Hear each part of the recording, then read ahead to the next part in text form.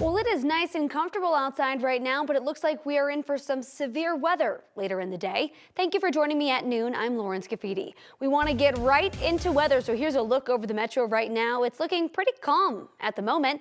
Joining me now is Keely Chalmers with our 9 News Weather Impact Team. Keely, Denver is potentially in for some tough weather, but our part of the state isn't going to see the worst of it, right?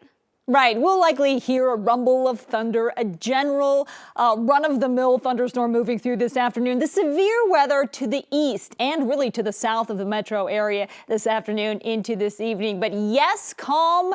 We've got mostly cloudy skies as temperatures do start to warm up, but a little bit cooler than yesterday. We topped out about 74 degrees yesterday. We're likely going to top out in the upper 60s to right around 70 degrees today. So 54 right now, winds out of the east at about 4 miles per hour. So for today, we're looking at highs again climbing to about 68 degrees. We do have afternoon storms. First showers in the afternoon after about 2-3 o'clock, and then some thunderstorm activity. Again, the higher risk for severe weather to the east of the metro area and to the south, closer to the Palmer Divide. You can see the area here in green is what I'm talking about for the risk for some severe thunderstorms, large hail, and strong gusty winds, the main threat. So topping our weather headlines, that storm risk for today and again for tomorrow. We do have showers in the forecast for Friday, so a cool and wet Friday and a warm weekend. So the fire danger will increase this weekend. We'll talk about just how warm it will get coming up in your complete forecast in just a bit. Keely, thank you so much. New at noon, a second case of measles has been reported in Denver. The Colorado Department of Public Health and Environment says it's an adult. CDPHE says the person is a household contact of the infant in Denver who was first confirmed with the disease earlier this month. The department says the person has been under quarantine. There's no risk to the public right now from this new case. Today we're learning more about the climber rescued in El Dorado Canyon State Park last night. Mountain View Fire Rescue said a 55-year-old man was unconscious when they found him. Officials say he and his partner had been climbing on the wind tower. They don't know how it happened, but he fell about 15 feet and was stuck hanging, anchored to the rock face. Mountain View Fire Rescue says it took about 20 minutes to lower the man to safety once they were able to get to him. After that, they carried him out through rough terrain, and then they sent him to the hospital for treatment. No word on the man's condition as of now.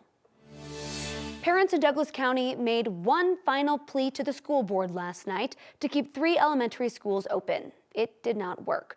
The board voted unanimously to close the schools once the 2026-2027 school year comes around. Saddle Ranch Elementary will consolidate into El Dorado Elementary. Heritage Elementary goes into Summit View Elementary. And Anchors Green Elementary will funnel into Fox Creek Elementary. There was a 2-year process that the district says it started because of declining enrollment across Highlands Ranch.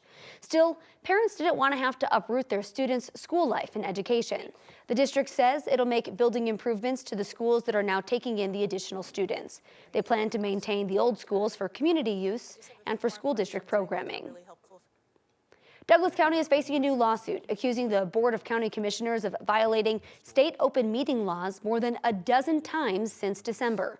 The lawsuit requires the court to force the county to forfeit 2 adopted resolutions to start a transition to a so-called home rule county. It would give Douglas County more say over things like zoning, government structure, and local fees. It would also make the county exempt from some state laws. Plaintiffs argue the county approved the resolutions in a meeting that violated the Colorado Sunshine Act. Are there further witnesses for the defense? Defense rests. With that, attorneys for Joe Koenig wrapped up their case in his murder trial in the rock-throwing death of Alexa Bartel. Koenig faces a first-degree murder charge and 18 other counts. He's accused of throwing the 9-pound rock that smashed through Bartel's windshield and killed her. That was in April 2023. Defense attorneys have argued that Koenig was guilty of reckless, impulsive behavior, but not murder. The defense's second and final witness was a psychiatrist who examined Koenig. On the stand this morning, she said Koenig exhibited symptoms of both attention deficit hyperactivity disorder and borderline personality disorder. It was clinically significant because, again, that's one of the central features of that diagnosis. And I think we touched on this a little bit yesterday as well, that oftentimes clinically, and having treated many youth with borderline personality disorder, we do see an escalation in behavior or more recklessness when those abandonments occur. Testimony ended just after 10 a.m. Closing arguments are scheduled to begin at 8:30 tomorrow. We'll have more on this on 9 News this afternoon. Right now, thousands of people are filing through the central aisles at St. Peter's Basilica to pay their final respects to Pope Francis. Today marked the beginning of a 3-day public viewing ahead of his funeral on Sunday. NBC's Tom Yamas has more from what these proceedings have looked like in Italy.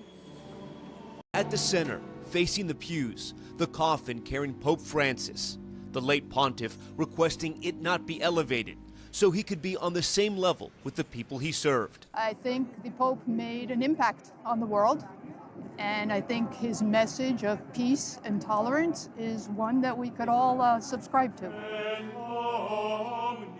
The long goodbye started early this morning. In nomine Patris. American Cardinal Kevin Farrell, known as the Carmelengo, presiding over a moment of prayer inside the chapel of the Santa Marta papal residence. Cardinals filling the rows, some praying for the late Pope as they prepare to choose his successor. Then the procession to the Vatican. Crowds gathered in St. Peter's Square. The public will get 3 days to pay their respects to Pope Francis. So many waiting for that chance. How long are you guys gonna wait? Until I have to. As long as it takes. Yeah? We're Why? believers. We're believers. The funeral and mass will take place Saturday morning and will be attended by heads of state from around the world, including President Trump and President Zelensky. Prince William will also be there representing the British royal family. And the Vatican now releasing new details about the Pope's final hours. Among his last words, "Thank you for bringing me back to the square." A heartfelt gratitude to his personal healthcare assistant for encouraging him to take one last ride in the Pope-mobile on Easter Sunday. After that last appearance, he rested, had a quiet dinner, but awoke not feeling well before falling into a coma.